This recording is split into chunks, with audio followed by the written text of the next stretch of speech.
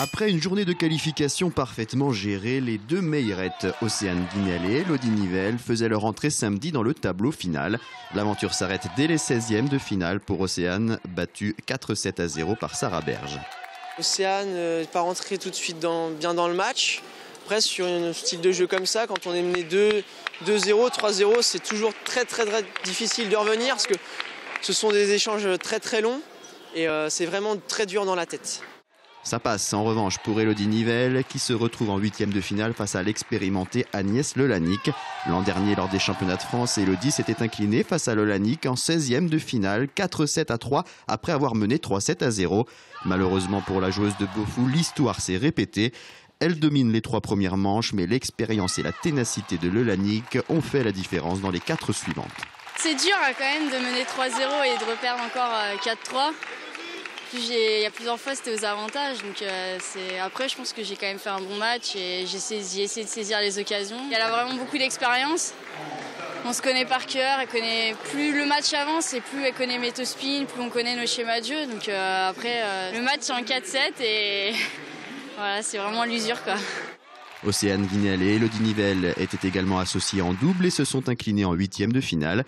Aucune Vendéenne n'était donc en lice dimanche pour les demi-finales et les finales.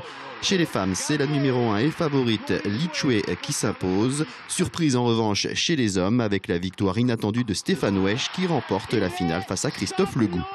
Ça m'est arrivé plusieurs fois d'arriver en quart de finale, toujours d'avoir échoué, même je me rappelle 5 années d'affilée.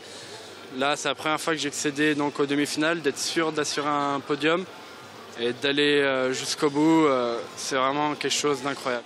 L'ancienne joueuse vendéenne Anne Boileau, 6 fois championne de France et désormais chargée de mission au sein de la fédération, a profité de cet événement pour promouvoir le tennis de table féminin. Elle a bien sûr profité du spectacle tout au long du week-end avec un œil attentif sur les performances des joueuses vendéennes.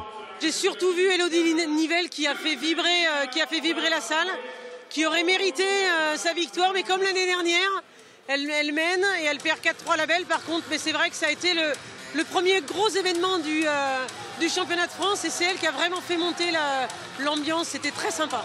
Un grand merci à tous les Vendéens et les fervents supporters du tennis de table qui sont venus parce que la salle était remplie.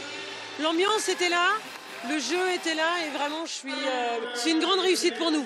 Nous avons vécu 3 belles journées devant un bon public, devant du très beaux joueurs et joueuses, avec aussi la participation des handicapés au fauteuil. Vraiment, il y a de quoi être très heureux de ces 3 journées.